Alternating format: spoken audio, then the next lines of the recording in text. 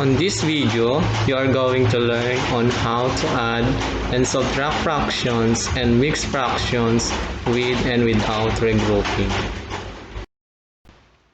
Before we proceed, let us read this first. Similar fractions are fractions with the same or common denominator. For example, 2/4 and 3/4.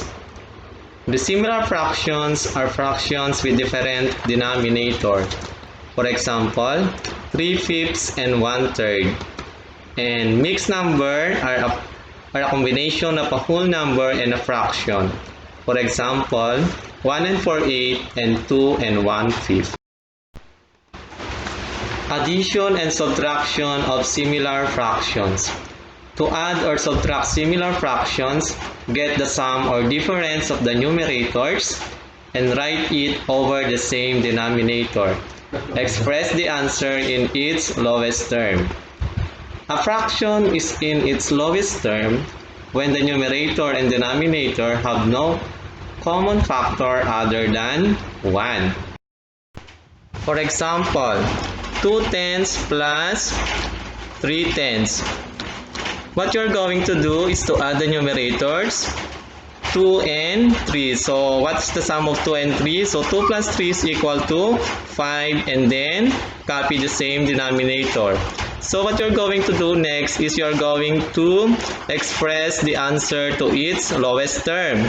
So find the GCF of 5 and 10 using continuous division. So what you're going to do is to write 5 and 10 in horizontal form, and then write the inverted division sign.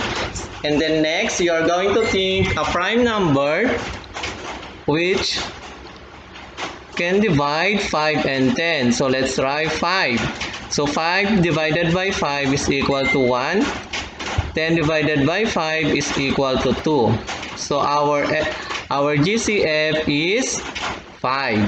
So what you're going to do is to divide the numerator and denominator by 5.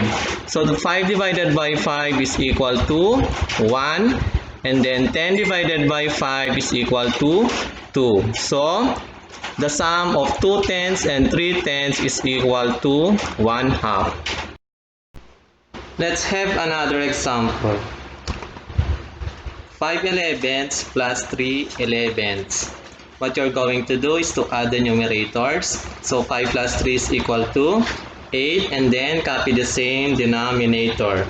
Since 8 and 11 have no common factor other than 1, 8/11 is in lowest term. And now let's move on subtraction of similar fractions.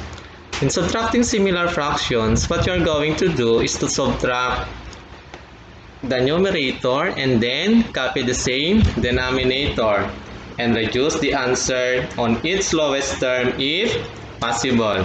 For example, 9/12 minus 5/12. So 9 minus 5 is equal to 4, and then copy the same denominator. And then we are going to express 4/12 to its lowest term. So we are going to find the GCF of 4 and 12 using continuous division. So 4 and 12, so think a number that will divide 4 and 12. Okay, let's try 2. So 4 divided by 2 is equal to 2. 12 divided by 2 is equal to 6. Okay, write the inverted division sign and think again a prime number will divide 2 and 6. So let's try 2. So 2 divided by 2 is equal to 1. 6 divided by 2 is equal to 3. So since we arrived a prime quotient, what you are going to do next is to copy the prime divisors, which are 2 and 2. So 2 times 2 is equal to 4. So our GCF now is 4. So what you're going to do next is to divide 4 and 12 by 4. So 4 divided by 4 is equal to 1, and 12 divided by 4 is equal to 3. So the Difference of 9/12 and 5/12 is 1/3. Let's try another example. 3/4 minus 2/4. 3 minus 2 is equal to 1 and copy the same denominator which is 4. Okay, let's have another example again. So 5/6 minus 2/6. So 5 minus 2 is equal to 3 and then copy the same denominator. And we are going to express 3/6 to its lowest term. So what we are going to do is to find the greatest common factor or the GCF. So we are going to write 3/6 in horizontal form and then the division or the inverted division sign. What you are going to do next is to think a prime number that will divide 3 and 6. So let's try 3. So 3 divided by 3 is equal to 1 and then 6 divided by 3 is equal to 2. So our GCF is 3. So we are going to divide 3/6 by 3. So 3 divided by 3 is equal to 1 and then 6 divided by 3 is equal to 2. So the difference of 5/6 and 2/6 is 1/2. And now let's move on to addition and subtraction of dissimilar fractions. Okay, so in adding and subtracting dissimilar fractions, find the LCD first or the least common denominator and rename them to similar fractions before applying the rules in adding or subtracting similar fractions. Reduce the answer in its lowest term if possible. For example, 3/5 plus 2/10. So what we are going to do is to find the LCD or the least common denominator of 5 and 10. So we are going to use continuous division in finding the LCD. So we are going to write 5/10 in horizontal form and then write the inverted division sign and think a prime number that will divide 5 and 10. So let's try 5. So 5 divided by 5 is equal to 1 and then 10 divided by 5 is equal to 2. So since we arrived prime quotient, we are going to stop it there. So what we are going to do next is to copy the prime divisor and the prime quotient. So we are going to find the product. So 5 times 1 is equal to 5 times 2 is equal to 10. So the LCD of 5 and 10 is 10. In finding the LCD, we can use also the listing method. What we are going to do is to list the multiples of the denominators and select the least common multiple. Okay, after finding the LCD of 5 and 10, we are now going to write two fraction bar and then write the LCD. What we are going to do next is to divide 10 by 5. So 10 divided by 5 is equal to 2 times 3 is equal to 6. 10 divided by 10 is equal to 1 times 2 is equal to 2. So since we renamed the similar fraction to similar fractions, we can now apply the steps in adding similar fractions. So we are going to add now the numerators. So 6 plus 2 is equal to 8 and now copy the same denominator. So what we are going to do next is to reduce the answer to its lowest term. We are going to find the GCF of 8 and 10. So we are going to use again the continuous division in finding the GCF. So 8 divided by 2 is equal to 4. 10 divided by 2 is equal to 5. So the GCF of 8 and 10 is 2. So what we are going to do next is to divide 8 and 10 by 2. So 8 divided by 2 is equal to 4 and 10 divided by 2 is equal to 5. Subtraction of the similar fraction. Oh, let's try this one. 6/8 minus 3/6. So what we are going to do is to find the LCD of 8 and 6. So we are going to rename this the similar fraction to similar fraction. In finding the LCD, we can use the listing method or continuous division. So the multiples of 8 are 8, 16, 24, 32, 40, 48. And 6 are 6, 12, 18, 24, 30, 36, 42, 48, and so on. So since the least common multiple of 8 and 6 is 24, so our LCD now is 24.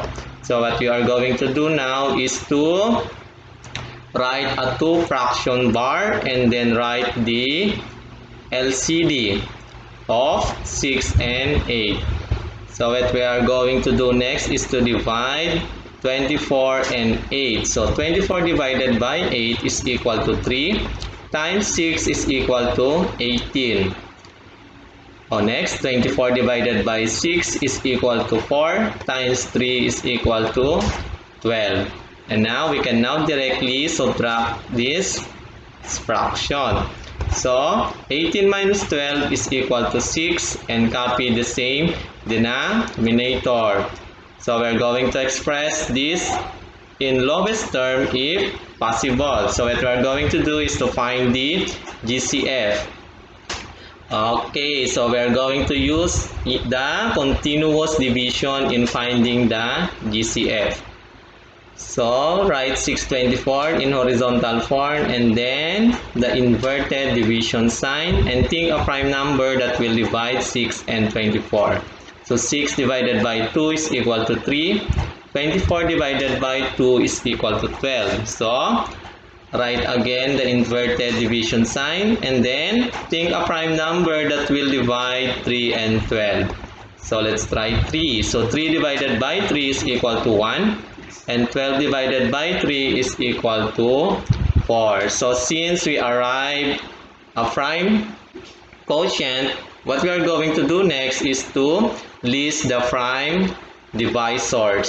So the prime divisors are 2 and 3. We are going to find the product. So 2 times 3 is equal to 6. So our GCF now is 6. We are going to divide 6 and 24 by 6. So 6 divided by 6 is equal to 1.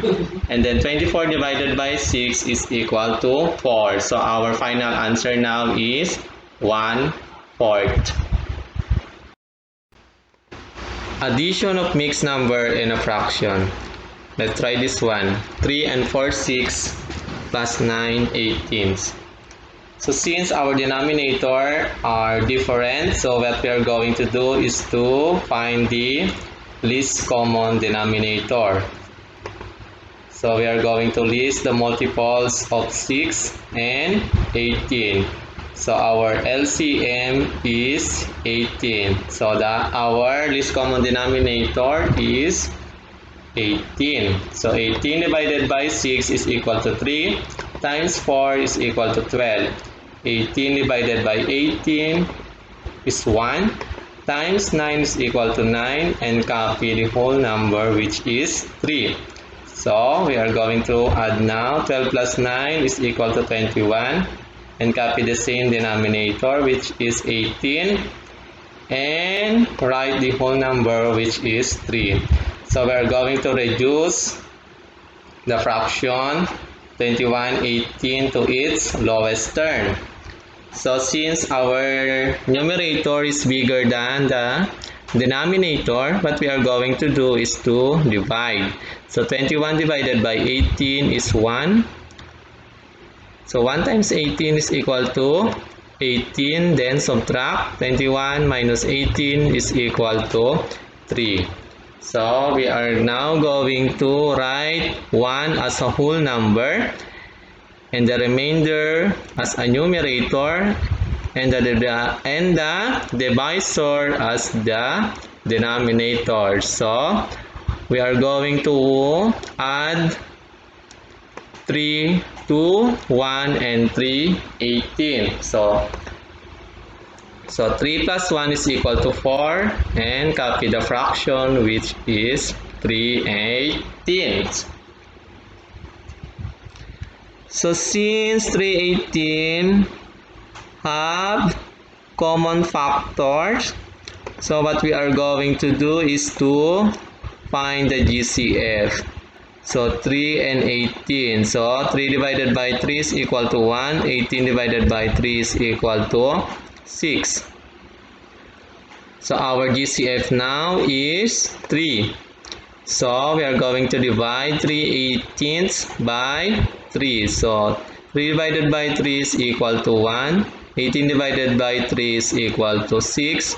And copy the whole number which is 4. So our sum now is 4 and 1, 6. Subtraction of mixed number. 9 and 1/4 minus 6 and 1/2. So what we are going to do is to find the LCD of 4 and 2. So the LCD now is 4. So write a 2 fraction bar and write the LCD of 4 and 2. So 4 divided by 4 is equal to 1 times 1 is equal to 1. 4 divided by 2 is equal to 2 times 1 is equal to 2. So write now the whole number 9 and 6. So we cannot subtract a bigger fraction 2/4 from a smaller fraction 1/4.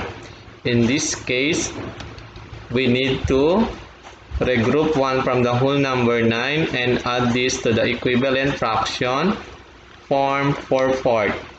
The whole number 9 now becomes 8. So 8 and 4/4 plus 1/4 is equal to 8 and 5/4 minus 6 and 2/4. So we can now subtract the fractions. So 5 minus 2 is equal to 3. Copy the same denominator and 8 minus 6 is equal to 2. So our difference now is 2 and 3/4.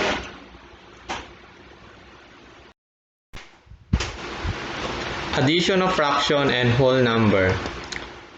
For example, 9 plus 1/2 is equal to 9 and 1/2.